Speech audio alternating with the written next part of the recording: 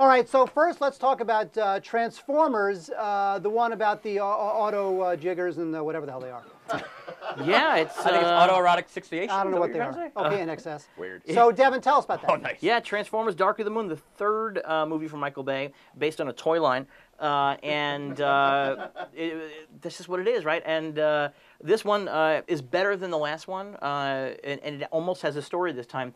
Sam, our hero, played by the ever-punchable Shia LaBeouf, is he's got problems in his life because he's got a really beautiful Victoria's Secret girlfriend, which sucks.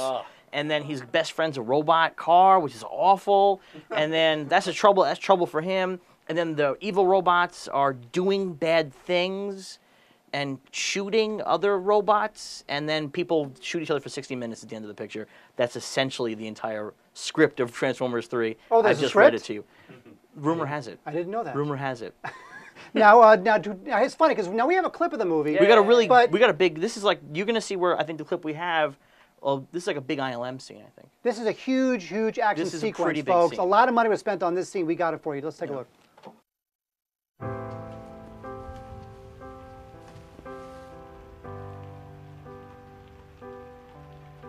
What is that? This is your new lucky bunny. What?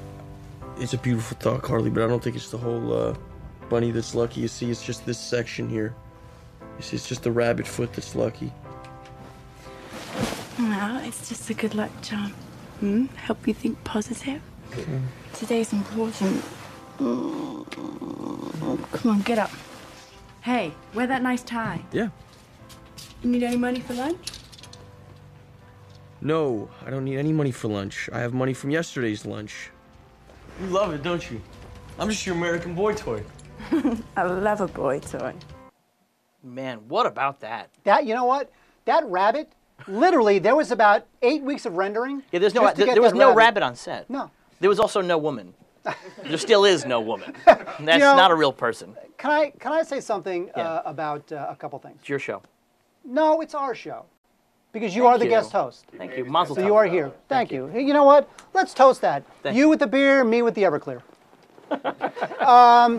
The thing with the woman is that, you know, she's getting knocked a lot for being horrible. But the fact is that it's a nothing role. Right. She's basically cheesecake. Right. So the fact that it's a nothing role and she's just written to have a nice ass, that's not really her fault. I don't know that if you put an amazing actress in this film, that character will be any better. It just it is what it is. In the movie, somebody's pointed out to me that in the film she gets compared to a classic car and a beautiful dog.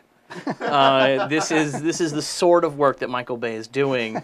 I think it's really impressive that he's really furthering the feminist cause in this way. In that the dog is gender neutral. We don't know which. It could be either. That's true. Either gender dog that she's being compared to. Very forward thinking. I think that's really positive. So. Well, here's the thing with Bay. You know, all the knocks on Bay, we share them too. I mean, obviously the guy is a car fetishist, he's a woman fetishist, he's an explosion fetishist. He's all that stuff, everything that the 14, 16-year-old boys like.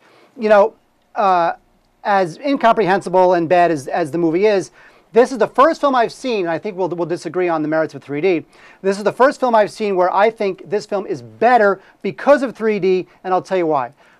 As you know, 3D can limit what directors can do. Right. Because when you do 3D, as you know, when you do 3D, you can't have 20-frame shots and whip pans everywhere. You can, but the audience will be vomiting. They will be vomiting everywhere, yes. So Michael Bay knows this. Right. And it forced him to back up a little bit and to let shots play out. Right. Even though it's fast-moving and all that sort of stuff. And it really helps the film. So 3D actually helped the movie. And I thought that his use of 3D actually was decent. I'll tell you why.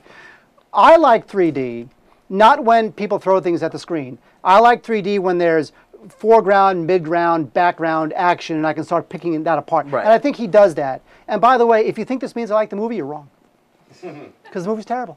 You know, it's true that the last hour of the film is just one gigantic battle scene. Right. And, you know, the thing with Bay, and Zack Snyder is the same way too sometimes, but especially Bay, the thing with Bay is that when something is cranked up to 10 for that long a time, that can become just as boring as when it's right. won That's the problem, for that long a time. The final action scene, it flatlines at a certain point, and there's no ebb and flow.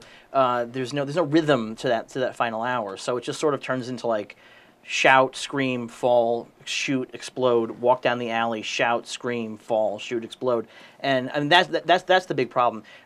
Bay's technically a terrific filmmaker. I think it's as much as you want to make fun of the movies he makes, or whatever, technically what he's doing in a scene and in a shot is often really great and better than a lot of other filmmakers. Unfortunately, he can't put this shit together to make a movie.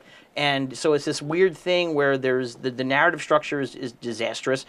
This is a movie that it has, I swear to God, this has 6 or 7 comedy relief characters jammed into the first hour. It is like a nightmare. Yeah, these little tiny robots. Two little tiny robots. It's got 2 little tiny robots. It's got Ken Jeong doing his standard Ken Jeong shtick, which he does everywhere. By the way, the character's last name is Wang. Because that's funny, because Wang means penis, and I'm 14 years old, and that's clever to me. It's got that. It's got John Malkovich in a comic relief role where he tries to box a robot, and then the robot tickles him. This is one of our finest actors being tickled by a robot. The guy's got boat payments. Give him a break. It's got John Turturro, who was the most annoying part of the previous 2 movies, being one of the least annoying parts of this movie, which really lets you know. I mean, like, there's just and then there's like comedy bad guy robots that like drool and stuff. This is an hour of this. He's so tone deaf. His sense of humor is so horrible. It is like torture. It is hard for me to imagine anybody sitting through the first hour of that movie and not wanting to just kind of claw their eyes out. Well, because ultimately he's not really a storyteller or a character guy. He's just a scale guy. And from a scale perspective, there's some great shots in it. And the thing is that as much as I would love to just rip it all day long, the thing about the Transformer machines, those over-designed, crazy, I just still don't get them, is that unlike a lot of pure CGI creations in movies, these robots, when they're standing on the street or flying around, they have a certain amount of weight to them. Right. And that's difficult. Like I remember in the first Spider-Man film, and you remember this, I remember in the first Spider-Man film, when Spider-Man would fly around, it would look like a bunch of ones and zeros flying around. It just felt like a weightless nothing. Yeah. And Spider-Man 2, they did a much better job. Right. With Transformers, I felt that those robots were these huge, massive, giant things destroying everything. So I mean, I'll give him that. I mean, when it comes to scale, he's great. Well, here's the thing about Bay is that whatever his other problems are, he understands how to use digital elements with physical elements, and that's what makes it different. He's not creating just these giant cartoonscapes like so many other filmmakers do, where nothing on screen is real. There will be real actors in a real street and a real building with a real explosion, and then a fake robot put into it. I think that really helps. I think that makes a big difference. It doesn't make the film any better or more watchable or make any more sense. The movie makes literally no sense at all. The plot makes no sense on any level, and it's horrible. Can I just say something? It's horrible. I did not like this movie. Can I say something? Why are you making me talk about this? Because you're getting drunker and drunker, and then become the angrier and angrier critic. So mad. Here's the thing: Leonard Nimoy plays the super robot whose name is Steve or something. Sentinel Prime. His name is Steve. What is it? Sentinel Prime. Sentinel Prime. Okay, he plays Sentinel Prime. Now, there's at least 4 Star Trek references in the film, mainly because they're both Paramount properties. Let's sell DVDs, folks. Well, and also because Michael Bay's so ham-handed that, like, showing Mr. Spock on a TV screen is his idea of, like, that's so meta for him. Oh, this is like an Easter egg. Yes. It's actual footage of Spock on a TV screen. But, there was a line in the movie, and you remember this, you heard it. There's a line when Leonard Nimoy, as Steve the Robot, whatever his stupid name is, he says, literally, the needs of the many outweigh the needs of the few. He says that as Steve Prime. And I'm like, that's like the theme of Star Trek 2. I mean, that's like Spock said that actual line. Right. And I thought, all right, I'll give him 1 point for that. Oh, I gave him no points. I'm a Star Trek nerd. So to see that line, which was some of the most beautiful moments in cinema history, as Mr. Spock, spoiler, dies. I know, sorry guys.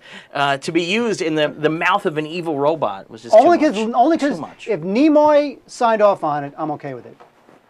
I think the one thing Nimoy signed off on was his check. That could be. I think that's about it. He endorsed his check and everything else. Look, you know what happened? He shows up in a recording booth here in the Valley for like 25 minutes, records every line, and then goes home with a big check. And then 3 years later, there's a movie. Right, that's it. Well, no, he actually did this, I think, about 7 weeks ago. Is that right? Yeah, I think he was like one of the last editions. Oh, is that right? Yeah. Now, as a Star Trek fan, Brent Spiner, Data? I'm not a Next Generation. fan. fan. We just had him on live. We just had him on live. Don't name drop. How much did Brent Spiner give to the Kickstarter campaign? Seriously. He offered to pay for pizza. You've never done that once. Damn right. All right, so pointing it here's out. the thing. So Transformers 2, we have nothing more to say about it except that if you're a 14-year-old boy, you will have your first orgasm during this film. And Otherwise, so forget you're giving it a... Okay, so here's the thing. We have the buy, rent, or burn. Right. Right? So buy it if you should pay money to see it. Rent it if it's like meh, or wait for it on DVD or streaming. Or burn it, which would mean it's... Burn down the movie theater. Burn down the movie theater. So you give it a buy, rent, or burn. Burn. Burn this motherfucker. Devin Faraci gives it a burn. Mark apparently. I apparently have given it a burn as well. Because it sucks. It's shit.